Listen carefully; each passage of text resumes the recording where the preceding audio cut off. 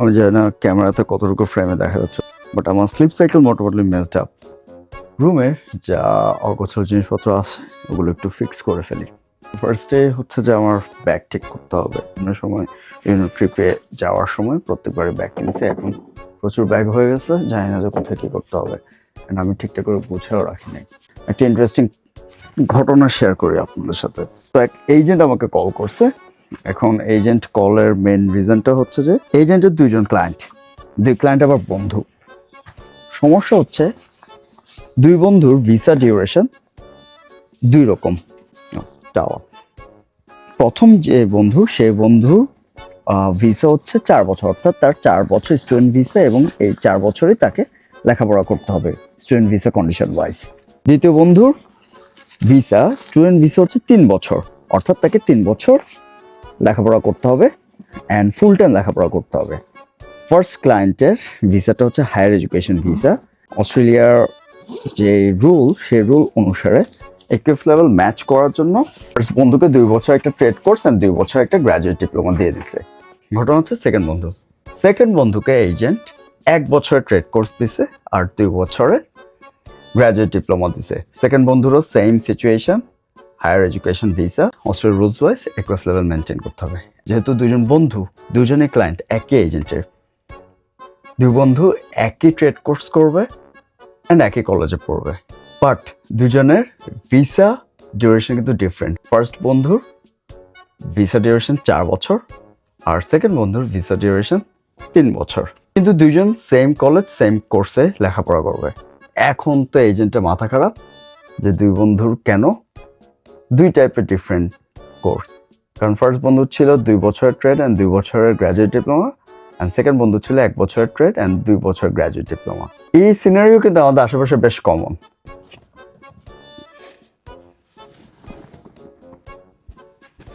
এজেন্টরা চায় যে এমন একটা ডিমান্ডিং কোর্সে ভর্তি করতে, যে কোর্স শেষ করার পর স্টুডেন্ট একটা ডিমান্ডিং জব সেক্টর জব করতে পারবে, সেই জবের এক্সপিরিয়েন্স দিয়ে পার্মানেন্ট রেসিডেন্সি অ্যাপ্লিকেশন সাজাবে। কনস্ট্রাকশনের trade course very demanding and সেটা দিয়ে পার্মানেন্ট রেসিডেন্সি সিকিউর করা easy, which is partially true. এবং আমি নিজেও বলি যে কনস্ট্রাকশন জব দিয়ে যত ইজিলি পার্মানেন্ট রেসিডেন্সির অ্যাপ্লিকেশন রেডি করা যাবে, হয়তো অন্য কোনো জব দিয়ে এত ইজিলি পার্মানেন্ট রেসিডেন্সির অ্যাপ্লিকেশন রেডি করা যাবে না। স্টুডেন্টরা যে জিনিসটা একদম গ্র্যান্টেড করে নিচ্ছে সেইটা হচ্ছে যে তারা মনে করে যে একটা ট্রেড কোর্স করলেই তাদের permanent residency secure. Not really. Construction related যদি আপনি একটা ট্রেড কোর্স করেন অ্যান্ড তারপর যদি আপনি জব রেডি প্রোগ্রাম করেন অথবা কনস্ট্রাকশন সেক্টর থেকে ওয়ার্ক এক্সপিরিয়েন্স গ্যাদার করেন, after that you will be eligible to apply for permanent residency. এখন পার্মানেন্ট রেসিডেন্সির জন্য অ্যাপ্লাই করা আর পার্মানেন্ট রেসিডেন্সি ইনভাইট পাওয়া is totally two different things. Trust me, two different things. সবাই promote করতেছে, এখানে দোষের কিছু নেই। যেটাতে বেশি বেশি পেয়ার ইনভাইট আসতেছে অফকোর্স সবাই সেটা প্রমোট করবে, কিন্তু এখানে যে কিছু লুপ হোল আছে সেটা কিন্তু সবাই রিভিল করে না। আমি যতটুকু পারি অথেন্টিক অ্যান্ড র থেকে বলার চেষ্টা করি। এটা আপনার দায়িত্ব যে আপনাকে বুঝতে হবে লুপ হোলটা কোথায়। এতই যদি সবকিছু ইজি হয়ে যেত যে একটা ট্রেড কোর্স করলাম, জব রেডি প্রোগ্রাম করলাম, পিয়ার গ্যারান্টেড, তাহলে সবাই একই কাজ করতো।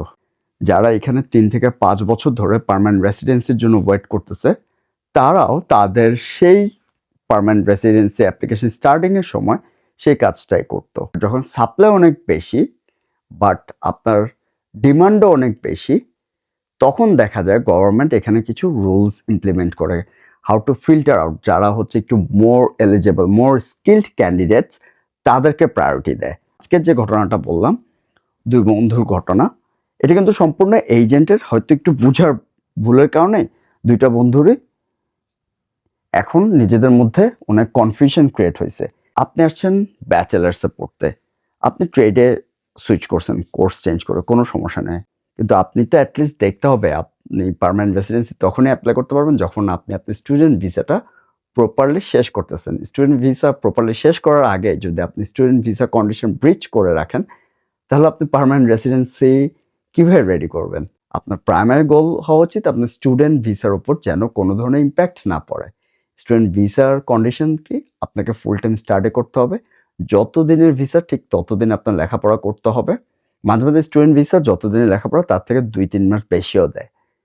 কিন্তু ওই ২-৩ মাস আপনি বসে থাকলে হবে না। ইদার আপনাকে নেক্সট কোনো একটি স্টাডি প্রোগ্রামে এনরোল হতে হবে অথবা সাথে, সাথে 485 বা টিআর ভিসায় এপ্লাই করে দিতে হবে। এই ফাঁকফোকরগুলো যদি আপনারা না জানেন, তখন দেখা যাবে যে কোনো একটা বিপদে পড়তেছেন।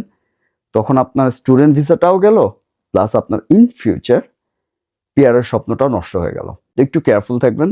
অ্যাওয়ার করার জন্য এরকম র‍্যান্ডম ভিডিও বানাচ্ছি। অ্যান্ড আমার কাছে মনে হয় যত র‍্যান্ডম ভিডিও, যত অথেন্টিক অ্যান্ড র ভিডিও বানাবো তত আপনার জন্য হেল্পফুল হবে। এই ছিল আজকের ঘটনা। দেখা হবে নেক্সট ভিডিওতে। আসসালামু আলাইকুম।